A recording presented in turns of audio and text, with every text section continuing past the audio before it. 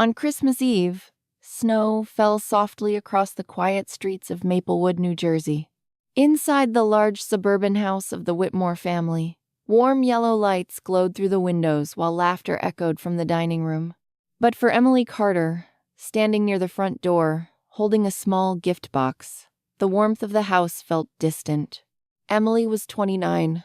She had soft brown hair tied loosely behind her shoulders, calm hazel eyes, and the quiet posture of someone who had spent most of her life avoiding unnecessary attention. Her husband, Daniel Whitmore, stood beside her, adjusting his expensive watch. "Relax," he whispered. "My family can be intense." Emily forced a small smile. She already knew that. The Whitmores were wealthy. Old money. The kind of family that treated success like a birthright. Emily, on the other hand, came from a completely different world. Her father had been a mechanic in rural Pennsylvania. Her mother worked as a nurse. They had raised Emily with one simple belief: respect matters more than wealth. Unfortunately, that belief didn't mean much inside the Whitmore household. The moment Emily and Daniel stepped into the living room, Margaret Whitmore, Daniel's mother, turned toward them. Margaret wore a silk dress and a diamond necklace that probably cost more than Emily's car. "Oh, look," Margaret said with a polite but cold smile. "You finally made it." Daniel kissed his mother on the cheek. Traffic was terrible. Margaret's eyes moved toward Emily. "And what did you bring us this year?" The question sounded innocent, but the tone wasn't. Emily held up the small gift box, wrapped in simple brown paper. "Just something small." Margaret's eyebrows lifted slightly. "Small?" Nearby, Daniel's younger sister, Vanessa Whitmore, chuckled. "Oh, please tell me it's not another handmade thing." A few relatives laughed softly. Emily felt heat rise in her cheeks. Last year, she had given the family handmade ceramic mugs she had crafted herself. Margaret had called them charmingly rustic. Vanessa had called them dollar store art. Emily placed the gift carefully on the large marble coffee table. "It's nothing fancy," she said quietly. Margaret picked it up. The box was tiny. Cheap wrapping paper. A small bow. Margaret shook it slightly. "Is it jewelry?" "No," Emily said. Vanessa leaned closer. "Maybe it's a coupon book." More laughter. Emily felt Daniel shift uncomfortably beside her, but he said nothing. That silence hurt more than the jokes. Margaret slowly unwrapped the gift. Inside the box was something simple. A small framed vintage photograph. Black and white. Old. The picture showed a small grocery store on a street corner. Margaret stared at it, confused. "What exactly is this?" Emily spoke softly. "It's a photograph from 1934. Vanessa frowned. "So? It's the original Whitmore Market. Your grandfather's first store."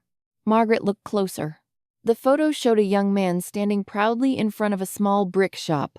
Above the door was a faded sign. Whitmore Market. Margaret's expression turned flat. "You gave us an old photo?" Emily nodded. "I found it at a flea market last week." Vanessa burst out laughing. "You paid money for that?" Emily hesitated. $5. The entire room went silent. Then Vanessa laughed even harder. "Oh my God."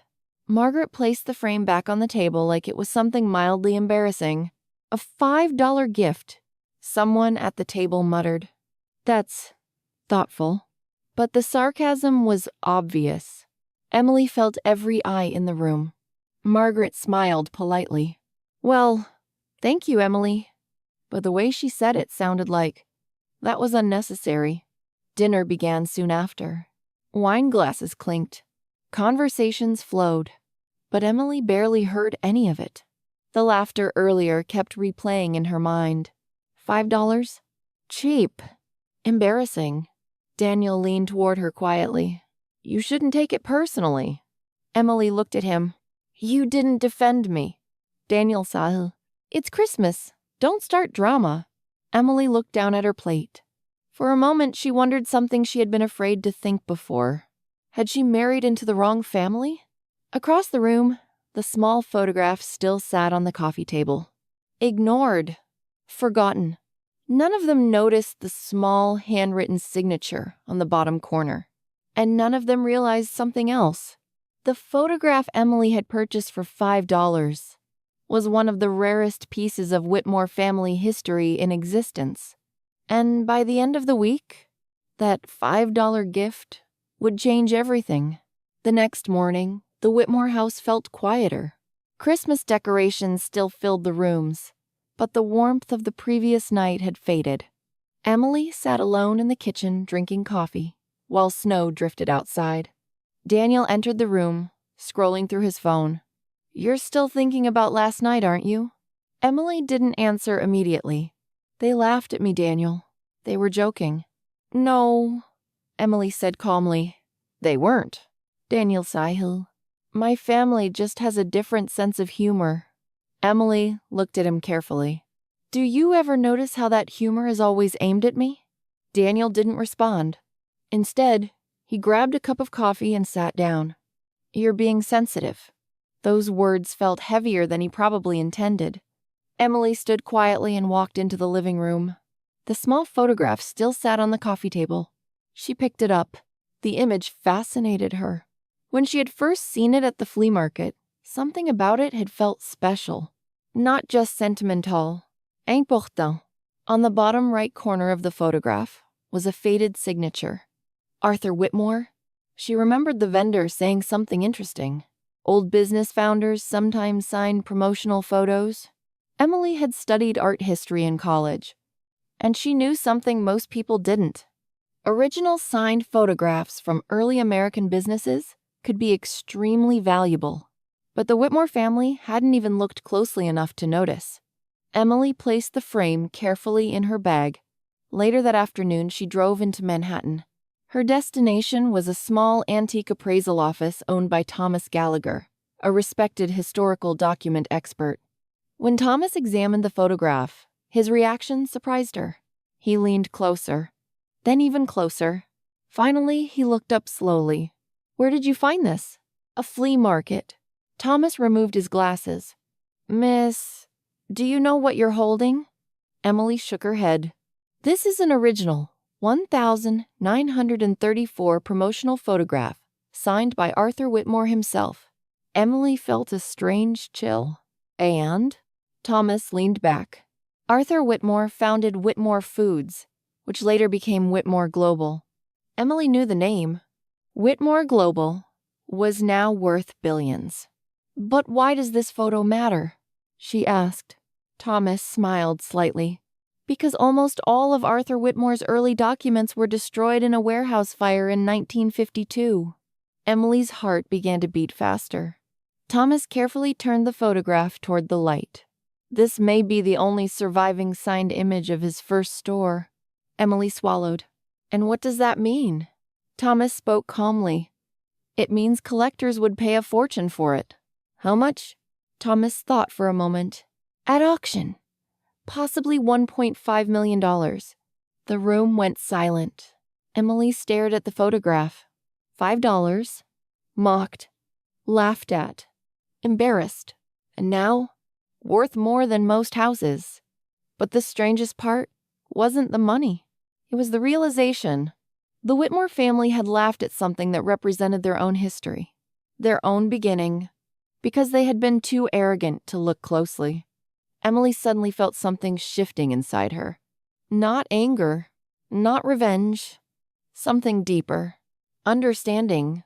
Sometimes, the people who mock the most are the ones who understand the least. Emily didn't tell Daniel about the appraisal. Not immediately. Instead, she spent the next 2 days researching. Auction houses, collectors, historical business artifacts. The value Thomas had estimated seemed real, possibly even conservative. But the more she researched, the more something unexpected began to grow inside her. Confidence. For years, Emily had quietly tolerated the Whitmore family's condescension. Their polite insults, They're subtle reminders that she wasn't one of them. But the photograph revealed something important. The Whitmores believed wealth made them superior. Yet they had forgotten the one thing their founder understood perfectly. Value often hides where arrogant people refuse to look. Emily finally told Daniel on Thursday evening. At first, he laughed.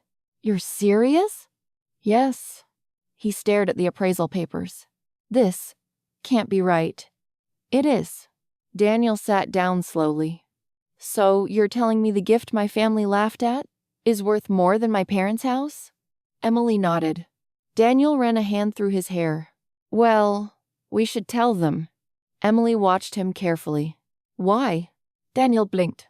"What do you mean, why?" "They laughed at it. They didn't know." Emily nodded. "That's the point."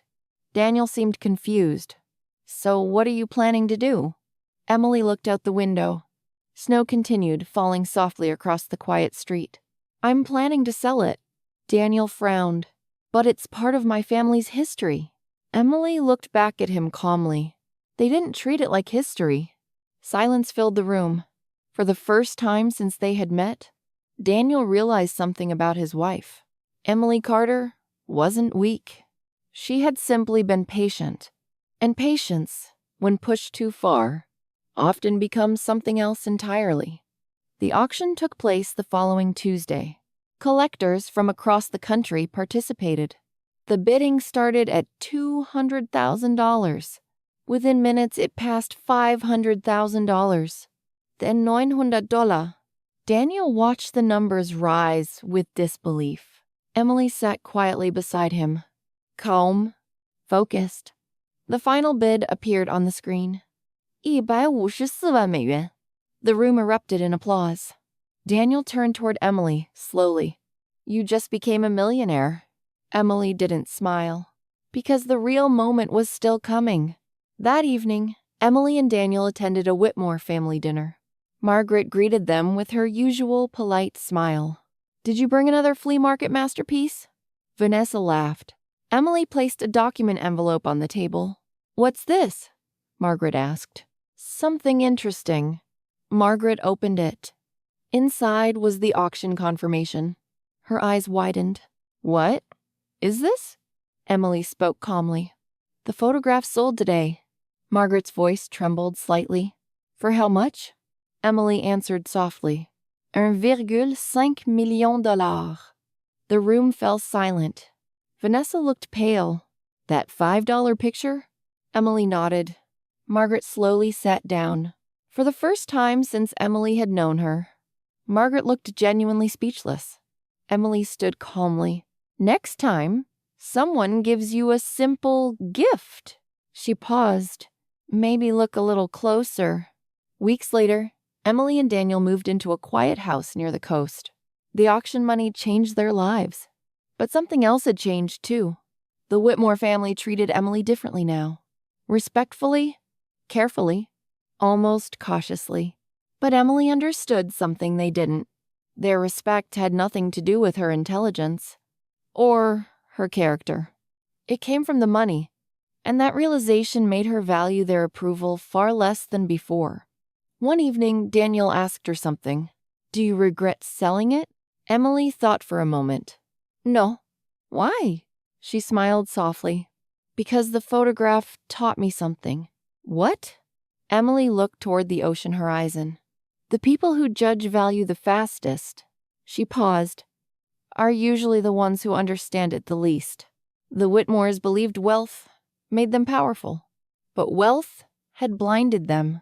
They mocked something priceless because it arrived wrapped in cheap paper. And Emily Carter realized something most people spend their lives learning too late. True value doesn't announce itself. It waits quietly until the right person finally sees it.